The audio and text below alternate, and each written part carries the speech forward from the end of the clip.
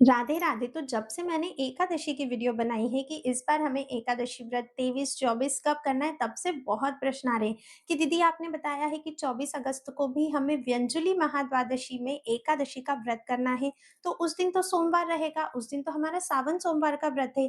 तो अब हम सावन सोमवार का व्रत करें या फिर हम एकादशी का व्रत करें? अगर दोनों व्रत करते हैं तो कहीं ऐसा ना हो कि दोनों ही व्रत अधूरे रह जाएं। दोनों व्रत साथ साथ कैसे कर सकते हैं? तो देखिए, इस वीडियो में इसी का समाधान आपको मिलने वाला है। इतना ज़्यादा परेशान होने की आवश्यकता नहीं है। अगर आपने हमारे शास्त्र पढ़े हैं, अगर आपने भगवत गीता पढ़ी है, तो आपको पता होगा, भगवान श्री कृष्ण स्वयं कहते हैं कि जो भी व्यक्ति हरि और हर में मतभेद करता है, वो मेरा सबसे बड़ा अपराधी होता है। हरि, भगवान श्री हरि विष्णु, हर यानी कि हमारे प्यारे महादेव। तो महादेव और नारायण में तो कोई भेद ही नहीं है। तो फिर हम उनके व्रतों में क्यों भेद कर रहे हैं? देखिए, 24 अगस्त को है व्यंजुली महाद्वादशी। उस दिन है सावन का चौथा सोमवार। ऐसा जो महासंयोग होता है ना, ये हमें हर बार नहीं मिलता है। और जब हमें इस तरह के विशेष और अद्भुत संयोग मिलते हैं तो हमें उन्हें नहीं जाने देना चाहिए। आप बिना किसी संकोच के 24 तारीख को अपना एकादशी का व्रत, जो हम लोग महाद्वादशी में करने वाले हैं, वो और सावन सोमवार दोनों ही व्रत कीजिए। दोनों ही व्रत को पूरी श्रद्धा के साथ कीजिए, जैसे आप हमेशा करते हो। आप भगवान श्री हरि विष्णु का भी पूजन बिल्कुल उसी प्रकार कीजिए जैसे आप हर एकादशी पे करते हो। महादेव का पूजन बिल्कुल उसी तरह से कीजिए जैसा हर सावन के सोमवार को करते हो। आप श्री हरि नारायण महादेव दोनों का अभिषेक कीजिए। और इस बार तो हमारे पास बहुत अच्छा मौका है कि दोनों का पूजन हम साथ में कर सकते हैं। और आपको पता है, जब भगवान श्री हरि नारायण महादेव का पूजन साथ में होता है, तो महादेव से ज़्यादा प्रसन्न इस बात से कोई नहीं होता है। महादेव सबसे बड़े वैष्णव हैं, जो कि निरंतर भगवान विष्णु, भगवान श्री राम, इनकी भक्ति में संलग्न रहते हैं। निरंतर उनकी कथाएँ माता गौरी को सुनाते रहते हैं।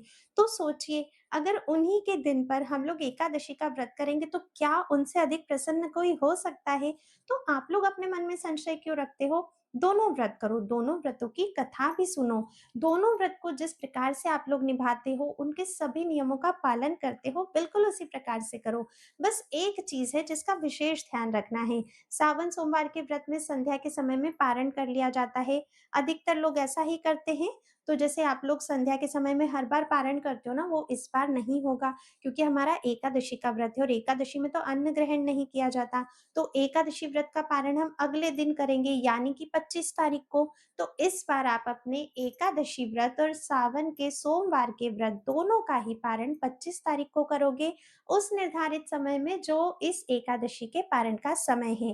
पारण की वीडियो मैं अलग से चैनल पर डालूंगी, तो अभी तक अगर चैनल सब्सक्राइब नहीं किया है तो सब्सक्राइब कर लो, ताकि उस वीडियो का नोटिफिकेशन भी आपको मिल जाए। बेल आइकन जरूर प्रेस करना।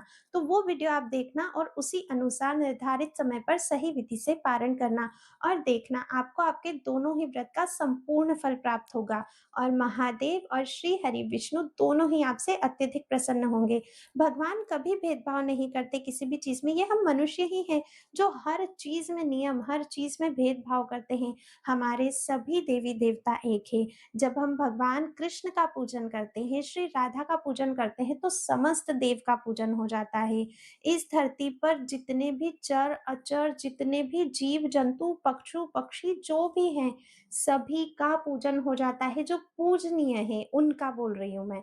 तो आप लोग ये निकाल दो अपने दिमाग से। और हमारे शास्त्र कहते हैं कि महादेव और श्री हरि विष्णु में कोई अंतर नहीं है, ये दोनों एक ही हैं। तो दोनों व्रत कीजिए। और अगर इस बार आप 24 अगस्त को एकादशी कर रहे हो, तो ये सर्वोत्तम है। जो लोग भी संतान की कामना से या आध्यात्मिक जगत में प्रगति होने के लिए इस एकादशी को करना चाहते हैं, उन्हें इसे 24 अगस्त को ही करना चाहिए, क्योंकि उस दिन व्यंजुली महाद्वादशी का अद्भुत संयोग बन रहा है। व्यंजुली महाद्वादशी क्या है, कैसे व्रत करना है, सब कुछ मैंने प्रीवियस वीडियोस में बताया है। आप उन्हें चैनल से जरूर चेकआउट करना। तो ये दिन बहुत शुभ है। 23 को भी कई सारे लोग एकादशी व्रत कर रहे हैं। आपको पुत्रदा एकादशी की अनंत शुभकामनाएँ, सावन सोमवार व्रत और एकादशी के संलग्न होने की भी अनंत शुभकामनाएँ।